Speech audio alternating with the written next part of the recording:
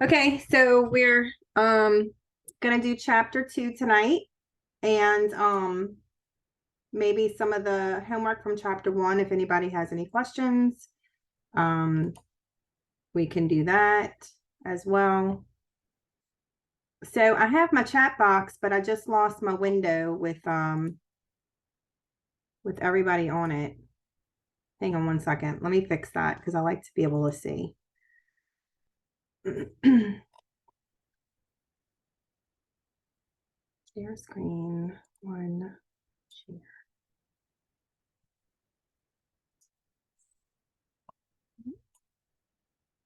Okay, I got that one.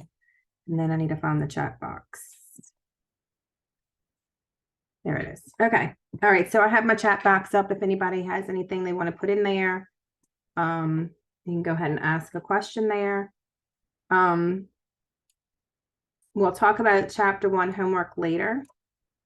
Let's get through chapter 2. And that way, if you don't have any questions with chapter 1, and don't feel you need to stay for any of the questions, you can just go ahead and exit off of the Zoom meeting. Okay, so tonight we're going to be talking about job order costing and calculating the unit product cost. And and the job costing, you'll see as we go through, it's going to be obviously tailored to a manufacturer organization. But job costing, doesn't have to be a company that is doing job costing where they have huge jobs of production. You also have job costing for service companies. And so when I worked for the audiovisual company, you obviously had a lot of parts you were ordering. You had to go out and install these items. It was, each one was called a job. You have to estimate how much it's going to cost. And then you have your actual costs and you would compare them. So, when you're trying to estimate labor hours and how long it's going to take to install, that's all job order costing as well. It's a little different than what happens with the manufacturer, but this is something that you'll probably use if you work for a service company or even a company that's selling materials, like an audiovisual company or a marine company. You could be exposed to some of this. Construction company, they have jobs as well. And they'll need to know, did I come in over or under? What can I do to improve in the future? So it's all about having your data and trying to figure out, how to be more profitable, how to be more efficient, how to be accurate with what you are estimating. And so we're going to go through some of that today. All right. So job order cost systems, when are they used? There's many different products involved that need to be produced each period.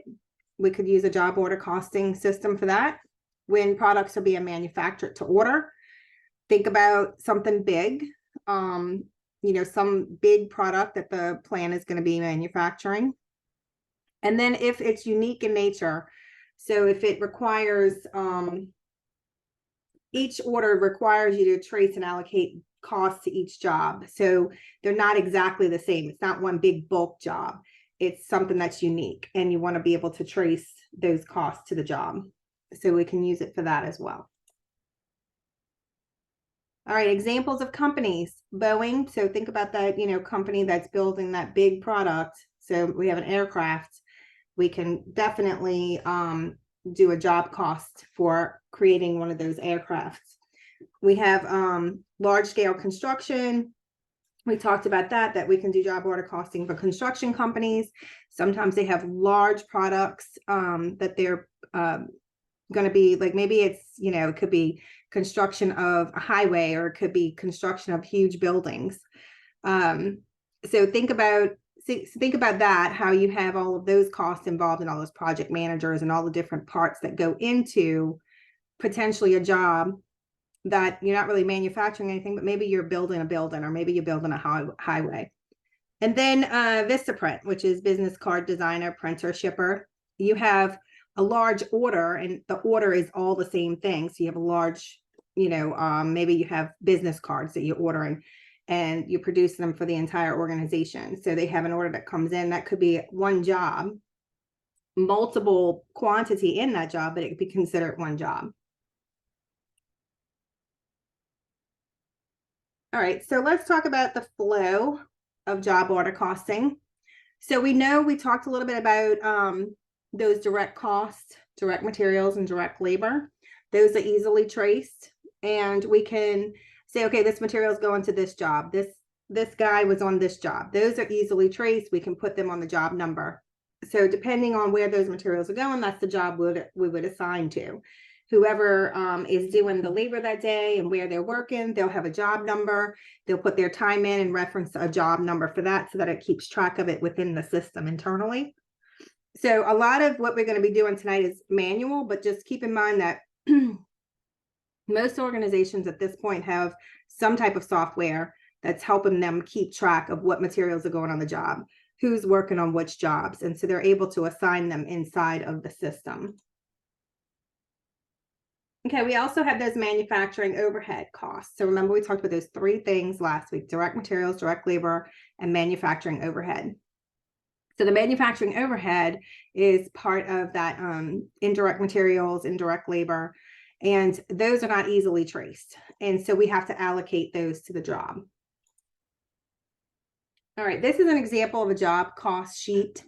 So what to take from this is, usually you may not have a sheet like this that you're filling out.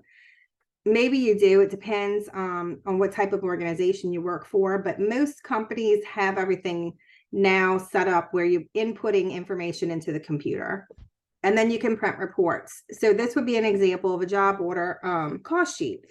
It would have the job number. It'll tell you maybe a job name, a description of what it is, and then you can see your materials and your labor. In this case, with it being a manufacturer, you would have manufacturing overhead. So if you were working someplace else, you wouldn't have manufacturing overhead. You would just have all of those costs associated with your materials and your labor. Okay, so it's telling us that we have some material that was used for this particular job. And it's given us a requisition number, it's given us a date, it's telling us the job order number, and then it gives you a description of all the material. So when you're looking at a job, you would want to know what materials was used on this job. And so you can run reports and you can get all of that information. So this is just a simplified version of what that potentially could look like, but you can get all the details. Sometimes you have, you know, the potential sales price with it on a report. It depends on how they program it, what they want it to look like, and what other information is on there. But this is just for the material. So in this particular job, we have two different parts, and then we have different quantities for each. We have our unit cost, gives us the total cost, $660. So this is the material detail, which then is brought over to that job order cost sheet, and it brings the total. So it's telling you, here's my requisition number. It was $660. So if you needed to drill in and see what was on that particular job, sometimes in the computer system, you can click, let's say you can click on that number, and it'll open it up and it'll give you all that detail. So for, you know, book purposes, we'll just have a sheet that kind of lists it all out. It gets pulled into that job order cost sheet, and it tells you what ticket it was on. Then we have our direct labor hours, how many hours we worked, and it's going to calculate the total direct labor that's used on that job. And that puts it under the direct labor section.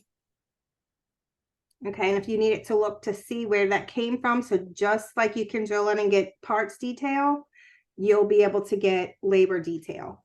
So this particular person, Mary, she has her ticket. She's, you know, starting her and ending her time. It has her rates, how many hours she's worked, and then it assigns job numbers, or if there's anything clerical that she's doing, it'll assign that to it. So you can choose in the system what you're working on. This is something that is probably used in a legal setting. So if you work for law offices, will have to track the time. to each client. And then you'll also have, if you have an accounting firm, they work for individuals, they work for different organizations. Whenever somebody's assigned to do a job, they'll have to put in their time, how long they worked on that particular individual's return. Like say it's a tax return, they have to put how much time they worked on the tax return. If it's somebody that maybe it's an organization, you'll have, that company name, and then you'll put your time in, you'll pull, that company name over. Maybe it has a job number assigned to the tax year. And so that way, if you have that one client that has multiple years, you have a different job number each year that incorporates the year of the tax return. So you get the point that you will have to keep track, not only at a manufacturer, but also in a service industry, especially lawyers and accountants. They keep track of their time like this, so they know how much to bill the client. So on this particular sheet, it shows that Mary worked 5 hours. That's the $90. It's at $18 an hour. It calculates out, and that was what was pulled over to the job sheet. So here's the job sheet again. So we have our materials, we have our direct labor, and then we have to look at our overhead. So we have to decide, what is the overhead? How much is that going to be? How do we calculate that? And so why would we use an allocation base? So direct labor hours, direct labor dollars, machine hours, those items can be used to assign manufacturing overhead to the job. So if it's hard to figure out how to trace the overhead cost to a particular job, you want to use the allocation base. It consists of many different items ranging from the grease. So think about, we were talking about that, like little parts, maybe wiring. This example in here says grease to use the machines. So obviously you're not, maybe you don't know exactly how much you've used of the grease or whatever, but you have some sort of allocation that you have to use in order to allocate those products to the job. So we have an allocation base for that. And then many types of manufacturing overhead costs are fixed, even though output fluctuates during the period. All right, so let's talk a little bit about the predetermined overhead rates. So we want to use this to apply to a job for the manufacturing overhead. This has to be calculated before the period begins. So think about it, you're doing an estimate, and you're basing that estimate on some things, maybe from the past, maybe from new equipment that you have some input from people that have used that machine before, and you have to figure out what your cost driver is. So how are we going to calculate it? Is it going to be on those machine hours? Is it going to be on the labor? And so once you know those things, then you can estimate. So obviously you don't know actuals until you're going through and you're finished a period. Once you're finished a period, you'll have actuals, and maybe you set your predetermined rate. Some of those, history of how the period ended, how things went, that's going to influence how you come up with your estimates, how much time was used, or even how much something costs. So for the formula, the predetermined overhead rate equals the estimated total manufacturing overhead cost for the coming period over the estimated units and the allocation base. So it's cost over units. So you'll have to remember that. You'll use this formula. So it says, ideally, the cost allocation base is a cost driver that causes overhead. So the cost driver meaning, is it going to be labor hours, machine hours? All right.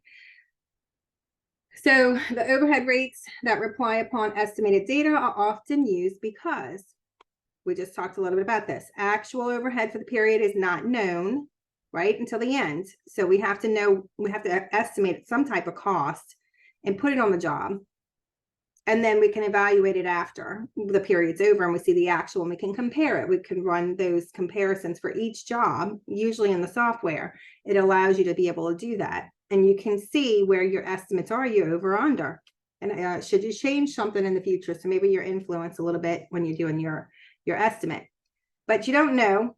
And so you have to come up with an estimate. And then the actual overhead costs can fluctuate seasonally and could mislead decision makers. All right, computing predetermined overhead rates. So we talked a little bit about that formula with how we were going to do the actual calculation of the rate itself.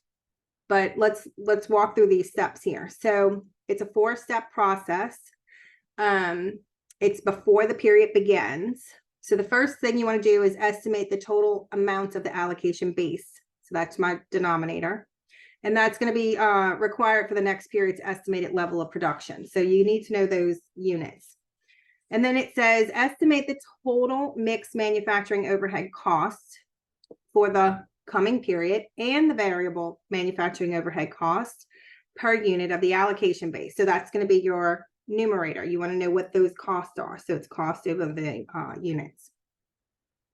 All right, number 3, we want to use the following equation to estimate the total amount of manufacturing overhead. So remember the formula, we got that last week. And we're going to use that to calculate our numbers so we know what we're going to bring in for manufacturing overhead. So the Y is that total of the manufacturing, it's the mix. The A is the total fixed manufacturing overhead. B is the variable manufacturing overhead cost per unit. And X is the estimated total amount of the allocation base. And then we're going to compute the predetermined overhead rate as the last step. Okay, so let's look at an example. So Yoast Precision Machining estimates that it will require 40,000 direct labor hours. So see how it's saying, it's not saying machine hours on this particular job. They want to use the direct labor hours, and that's how they're estimating. So it's 40,000 direct labor hours to meet the coming period's estimated production level. In addition, the company estimates the fixed manufacturing overhead at 640,000 and variable manufacturing overhead cost of $4 per direct labor hour. So that's our cost driver.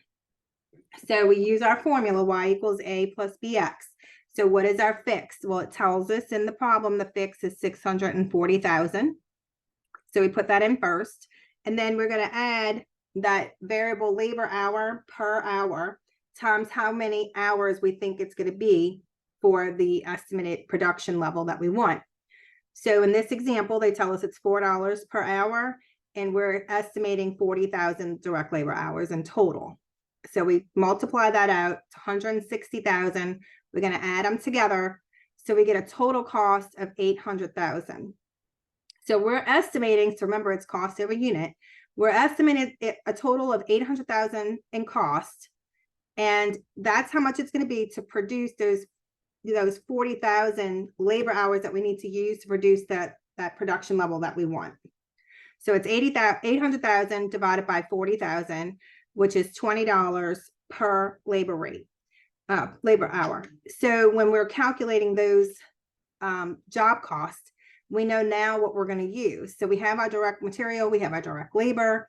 Now we have our third piece, which is that manufacturing overhead predetermined rate of $20, and it's based on labor hour.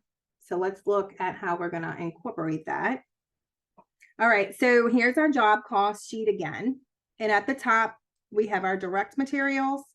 We have several requisitions. We have a few parts that we have here. And if we wanted to see what those were, we can drill into our detailed materials list with these different requisition numbers. And the cost is brought over. And so the total cost is $1,404 for materials. Then we have direct labor, and we have all these different hours that were worked on this job. And it comes up to a total of 446 for 27 hours. And then we have our manufacturing overhead, which is our third piece. So how many hours did we work? Because we're using direct labor hours, we go back to look to see.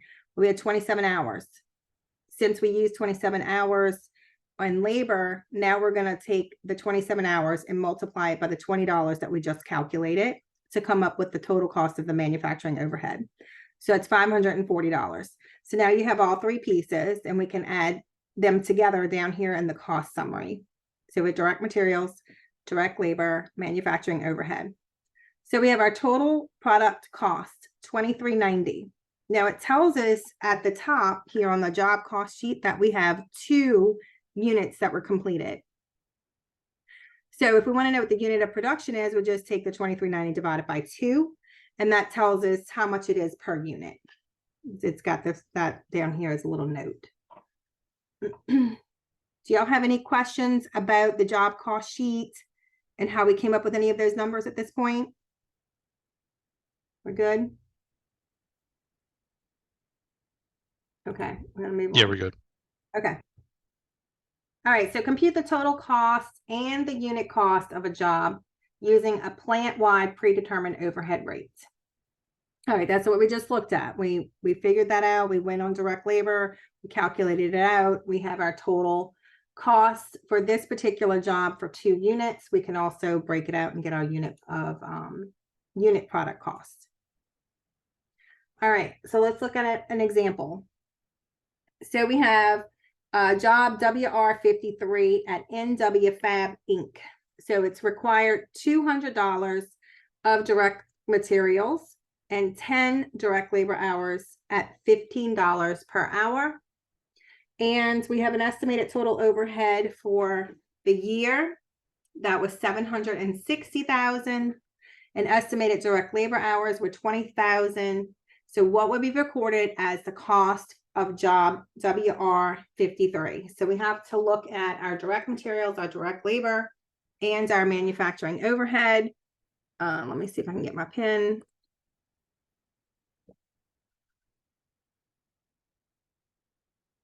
Let's see this one. Okay. So we have a total hours, the total cost here of the 760. So we want our determined overhead rate here. So we have our 760,000. This is our cost. Okay, and then we want how many hours is it going to be in total? We're estimating how many hours? 20,000. So that gives us $38. Okay, so we figured out a predetermined overhead rate. So that's going to be used when we try to figure out our manufacturing overhead. Okay, then we have our direct materials. So it tells us right here, 200 of direct materials. So direct materials is $200. We have our direct labor hours. It says we have 10 hours at 15 per hour. So that's going to give us our direct labor of 150. We just multiplying that. Okay, and then we got to figure out our manufacturing overhead. So remember, we just calculated that to be 38, and we're basing it on labor hours. So it tells you that right here, we're estimating on labor hours. So since you know that it's labor hours, you're going to pull how many hours that you need it. So it's 10 for this particular one. So it's 10 times the 38. Okay, so our manufacturing overhead is going to be $380. And that's going to give us a total of 730. So that'd be D. All right, so keep in mind when you calculate that, if they want to know what the job cost was, we need these 3 pieces here. We need the direct material, direct labor, and the manufacturing overhead. The only way to figure this out is to know what that predetermined overhead rate is, and they didn't give it to you in this example. You had to figure it out. So that's why they gave you your totals. So it was the 760 and the 20,000 in order for you to be able to figure that out. So once you figure it out, then you can multiply it by how many hours it was for that particular job, WR53. So you add them together and it gives you $730. So you'll have some of that in the homework, and sometimes they might give you the predetermined overhead rate. Sometimes they may ask you to calculate it. But either way, the example that we just did should help you. All right, let me clear the screen. Back to the mouse. Okay. Sorry, y'all. I just went forward and I'm trying to figure out how to get rid of that little menu on the top of my screen. Can y'all see that little menu? No. You can't. Okay. Well, that's good because it's blocking my view. So I'm just hoping it's not blocking y'all. All right, I just need to move it out the way. Okay. So let's look at it from a managerial perspective. So inaccurately assigning the manufacturing cost to jobs adversely influences planning and decisions made by managers. So job order costing can accurately trace direct materials and direct labor to jobs, but job order costing systems often fail to accurately allocate the manufacturing overhead costs used during the production process to their respective jobs. So sometimes there may be different things that are going on within the production, and maybe one piece of it works for labor hours and one piece of it works on machine hours. And so if they decide that they're going to use one of those, then you're potentially not allocating the correct manufacturing overhead. So then what happens? Then the job order costing system that you're using isn't very accurate. And so it's not going to be useful when you're trying to make decisions because you're not calculating the cost correctly. So maybe you're looking at something and it's allocating too much cost and it looks way out of whack, or it could be vice versa, it's under. So sometimes you have to make a decision in the plant on how are you going to choose those allocation bases. What are you going to use as your cost drivers? And sometimes it may be that you have to do multiple. So that brings me to this next slide where you're choosing an allocation base. So job order costing systems often use allocation bases that do not reflect how the jobs actually use overhead resources. So we just talked about that. Sometimes it's not accurate. You have to maybe use multiple because you want it to be a little more accurate. One part might be better suited to use the labor hours. Another part of the process might be better using the the machine hours. And so then it can get a better accurate cost, which is what you want. So the allocation base and predetermined overhead rate must drive the overhead cost to improve cost accuracy. So a cost driver is a factor that causes overhead costs. So many companies use single predetermined plant-wide overhead rate to allocate all the costs to the jobs based on the usage of direct labor hours.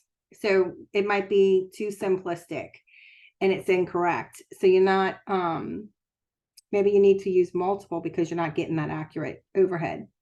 And then it says if more than one overhead cost driver can be identified, job cost accurately is improving by using multiple predetermined overhead rates. So they may decide not to go with multiple because maybe the software is more expensive and they want to just use one cost driver, and they'll settle in on something, and maybe they just need to tweak it after going through a couple of years and seeing, where they've estimated incorrectly, or maybe they can tweak how many hours they're using for something if it's based on direct labor hours in order for it to calculate a little bit more correctly. But if they're investing in a software, it could be that they go with the more simple version just because it's cheaper in price, but probably would get a more accurate cost if they went with a multiple predetermined overhead rate. All right, so let's look if we do multiple and see what that looks like and how would we calculate that. So here's an example. We have Dickinson Company has 2 production departments, milling and assembly.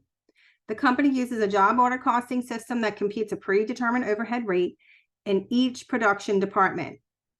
The predetermined overhead rate in the milling department is based on machine hours, and in the assembly department, it's based on direct labor hours. So we have 2 different cost drivers that we've identified.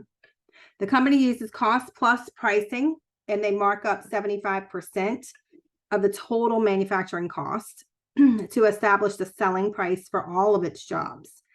And then at the beginning of the year, the company made the following estimates. So it's listing out what our machine hours are for each department.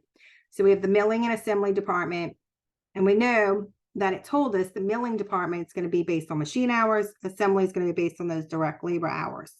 So here we have those costs for the variable manufacturing costs. If you see the milling, it has it based on the machine hour because it tells us that's how it's calculating. So it's $2 per machine hour. And on the assembly department, we have our variable cost based on the direct labor hours. So it's $3.75. All right, so we have some information that's given to us, and we're going to use that to make the calculation. So during the current month, the company started and completed job 407. It wants to use its predetermined departmental overhead cost and rate for the milling and assembly departments, which they just gave us. So we can go back to the slide to see where all these numbers are coming from, but remember your formula. So we have that fixed cost. So we have the milling department with 390,000. That's coming right off the table here. See the 390 and the 500. Down here on the fixed manufacturing overhead cost. That's where that's coming from. All right, so we have the milling department at 390, assembly department at 500. So now we want to add and get that variable. So remember, we use the machine hours, $2, times how many machine hours that came directly off the table. So here's my 60,000 machine hours. And that gives us our total cost here. So we do the 2 times the 60,000 machine hours. We add it to the 390 fixed and we get 510. For the assembly, we have our fixed. We're pulling the direct labor hours, which was given to us. It was 375. Sorry, I went the wrong way. Down here at the bottom, here's my 375. And my direct labor hours is 80,000. Okay. So we do 375 times 80,000, add 500,000 to that, and we get 800,000. Okay, so that's how we calculate it using our formula, the Y formula. All right, step 2, use the amounts determined on the previous slide to calculate the predetermined overhead rate. So that's the same thing that we were just doing. We have our totals. It's this right here. This, let me see if I can write real quick. I mean, it's got the formula in here, but remember that it's, sorry.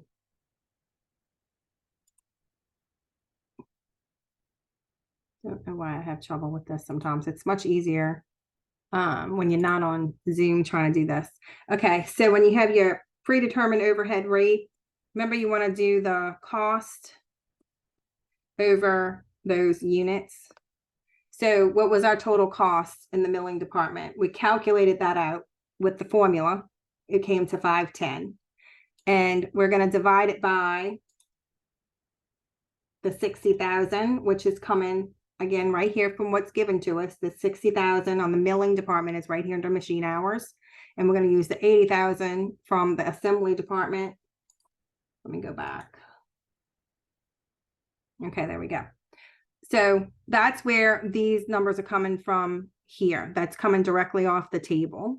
This is what we calculated. So this is calculated. This is coming off the table that was given. Okay. So we're just dividing that to come up with per unit. So we need the total, then we can break it out per unit. So now that we have the per unit, we can calculate our manufacturing overhead for the job. Because obviously that one job isn't going to be all of the machine hours or the direct labor hours. It's only going to be some of it. So we need to make sure that we're able to calculate that per unit so we can use it. Okay, let me clear that off. All right, so now that we have the per unit, let's see how we're going to use it. So now we're looking at job 407. So job 407, we used 90 machine hours. We had 20 direct labor hours for assembly department. We have our direct materials, our direct labor costs. Okay, so now we want to calculate out the milling department. Well, the milling department for the manufacturing overhead costs, we just calculated out for milling, it's $850 per machine hour.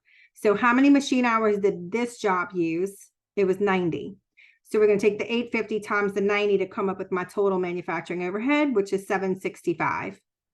And then for my assembly department, it's on direct labor hours. So how many direct labor hours did we use in this particular job? 20. What did we calculate that rate to be per unit? It's $10. And so we multiply that to come up with 200. Okay, so this is all to calculate how much it is that we're going to be using for our manufacturing overhead costs. All right, so let's look at the total job. So job 407, we have materials used in both milling and assembly, We have direct labor that's been used in milling and assembly. So we have to add those together to come up with the total. And then we have our manufacturing overhead, which we just calculated. So we had to figure out how much it was for the rate. First, we had to figure out the total cost. Then we had to figure out the rate per unit. Then we use that and multiply it by how much of that was used on this particular job, which is what we just did on that last screen here, where it tells you how much you use. So we had 90 machine hours, 20 direct labor hours. That's how we that's how we calculated the manufacturing overhead. All right, so here's my 765, my 200, and that gets added to my total materials and labor. So I have a total job cost of $24.85. So far, y'all good? You understand how we calculated the job cost? How we got to the manufacturing overhead? Yes, Yes. ma'am. Okay, and remember, this is all estimated, right? So we have our estimated numbers. If the problem gives you actuals and you need to calculate that predetermined overhead rate, we're not going to use actual, you're going to use your estimated. Okay, so just remember that when you're calculating for your homework and on the test, you want to make sure you're looking at the estimated when you're figuring this out. All right, step 5, we're going to calculate the selling price. So remember, the problem told us that it's a markup of 75%. So you can calculate it this way. Your total job was $24.85. You can multiply it by 75% to get what is the number that's going to get added to, which is the $24.85 plus the $18.63, and that gives me my total selling price. So if you didn't want to calculate out 75% and then add it to the job cost, you just wanted to know what's the selling price, you can do the calculation. The easier way to do it, if you want to do one step, is just take the 24.85, multiply it by the 1.75, and then that'll just give you the bottom number, the total selling price. You won't have to do 2 steps to calculate it. Okay, so just multiply it by 1.75, and that'll give you the same number, 43.4875. Okay, now if it asks what the markup is, obviously you have to calculate it that way because you'll need that middle number. But it may just ask for the sale price. Okay, so hopefully using 2 different cost drivers in those 2 different departments gives them a little bit more accurate cost. Okay, so in that assembly department, it really didn't make sense to use machine hours because you're using people, you have labor hours. So you wouldn't want to use the machine hours in that particular case if the employees are the one that's doing all of the parts in that particular process of assembly. And so in the milling, they probably heavily using the machines, and the machines doing most of the work. And so it may take a long time for the machine to pound out whatever metal and put it into the shape that it needs to be in, or if it needs to melt something, put it in molds. It's going to be doing this on large quantities sometimes, and those machine hours are doing, that's what you need to use because that's where all the work is. So it makes a little more sense to break it out like that. And if they had that, software that didn't have multiple job cost drivers, then it might not be as accurate, because then you're going to be trying to figure out how do I use machine hours when I have people actually doing the job. So it's going to be a little bit awkward. All right. So when a company creates overhead rates based on activities that it performs, it's employing an approach called activity-based costing. We'll get into more detail about activity-based costing. I think it's chapter 5, but we'll go in a little bit more detail with that. So activity-based costing is an alternative approach to developing multiple predetermined overhead rates. So managers use activity-based costing systems to more accurately measure the demands of the job, products, customers, and other cost objects that make on an overhead resource. So basically, they're just saying that this is another approach. Instead of doing the multiple job costs, you can use an activity-based costing system. And so there's different systems that do that, and we'll go into that more later. All right, so we're going to look at the job cost sheets, and we're going to use that to calculate the ending inventories. and the cost of goods sold. So we kind of went through this a little bit, where we have, we have our raw materials, we're bringing it into a job, we have a work in process, and then we have our finished goods. And what happens after it's finished and we sell it? Well, then it becomes the cost of goods sold. So remember that those numbers, are moving into these different buckets. So we're going to look at the job cost sheet. So in this particular example, we have job number A, and it's showing us our direct materials, our direct labor, what we calculated for the manufacturing overhead. So it's got our total cost job being, for job A, being $276.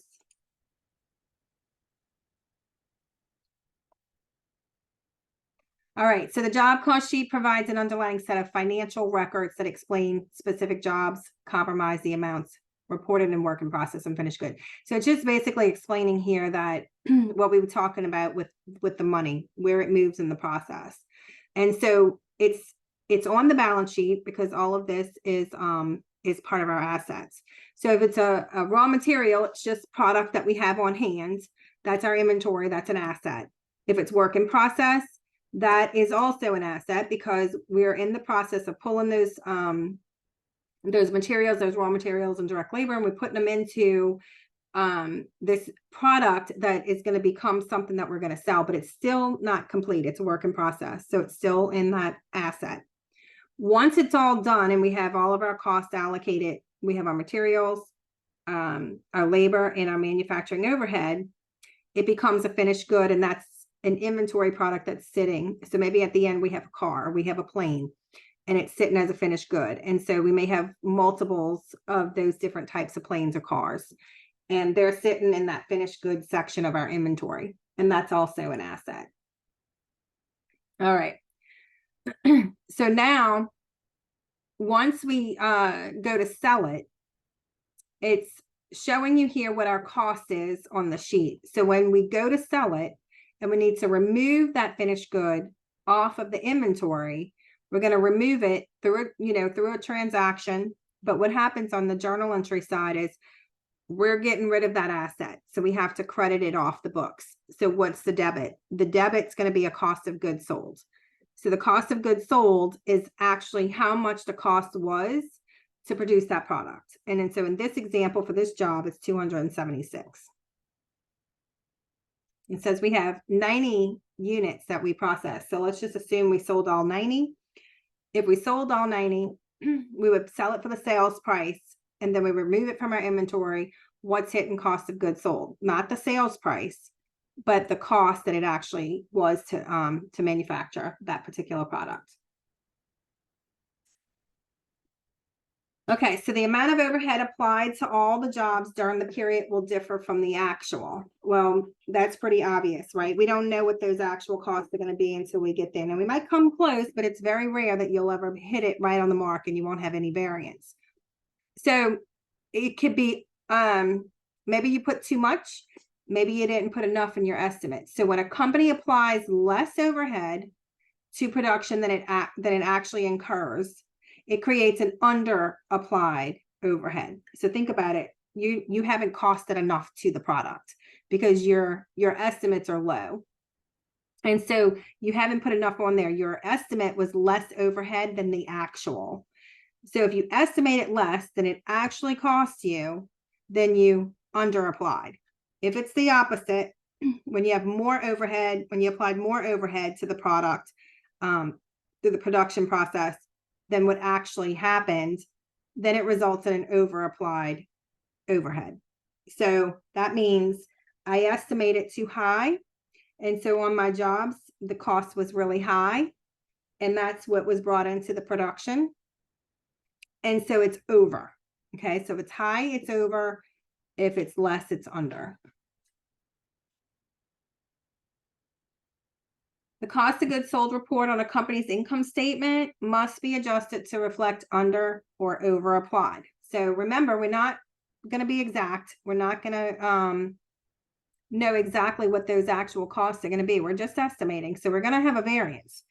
And so at the end of the period, when you're looking at that income statement, remember what the income statement is. The income statement is showing all of the income from the revenues of the products that you've sold, less the cost of goods sold, less all of your period costs.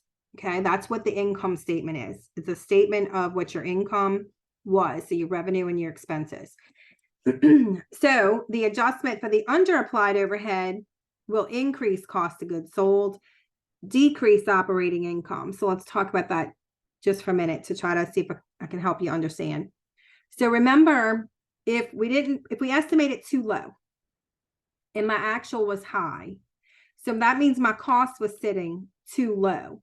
Well, when I sell something, what happens to that cost? It deducts from my sale, right? So let's say I had a sale of 200. Let me get my pen back. Okay, so let's see if I sell something. Oops, sorry. Go back.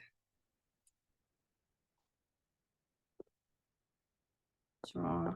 Okay, so if I had a sale of $200 and a cost of goods sold, let's say was $100. So the difference is my operating income. So I sold it for this and my cost was this, which is really good because it's 50%. And you normally don't see that kind of markup. So operating income of 100. But let's say this is too low. You know, I didn't put enough on my estimate through the year. So now I have to change that. I have to increase it. So what happens? So maybe my cost of goods sold was actually supposed to be 150 because this was too low over here. So since it needed to be 150, what happens? That is going to come out of this operating income down here, right? It's not going to be $100 anymore. It's only going to be 50. So you see how it's saying that if it's underapplied, that means that I have to increase my cost of goods sold and it decreases my operating income. So hopefully you can see how that hopefully I explained it through this little example and how that is. All right, so let's do the opposite.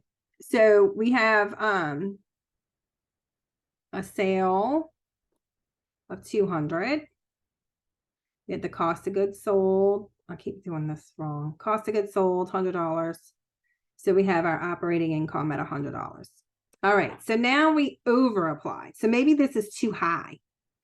And I need to make that adjustment.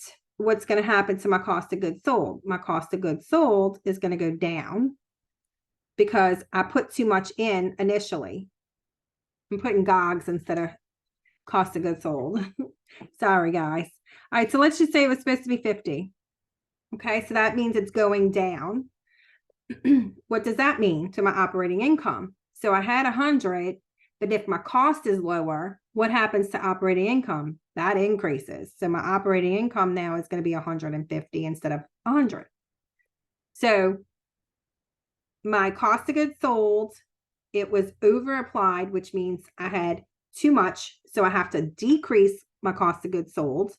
So here I'm decreasing it. And that caused my operating income here to increase. So hopefully that helps make sense. Do y'all have any questions about that? Because I want you to understand it, but it is going to come back up later in later chapters. And there's different ways that you can take care of this, how you calculate it, where it goes, and we'll get into that later too. But okay, so we're good. Move to the next slide. So although, and then we talked about this too, although the attention has been focused upon the manufacturing application, there's emphasis, re-emphasizing that the job order costing is also used in service industry. So that's like accounting, legal, when we were talking about how you have to calculate how many hours each person's, devoting to that particular client. And then it says job order costing is used in many different types of service companies, for example, law firms, accounting firms, medical treatment. So that is the end of chapter 2. So do y'all have any questions about chapter 2 at this point? Not at this point. No, not right now. Okay, so if you're good with chapter 2 and you don't have any questions about homework for chapter 1, you can go ahead and log off. I hope you have a good weekend. And we do have a lecture next week on Thursday for chapter 3. And then we'll have one more lecture after that for chapter 4, and then we'll have an exam. All right, so let me turn that off. Thank you. Okay, you're welcome. So does Thank anybody? you. Okay, thank you.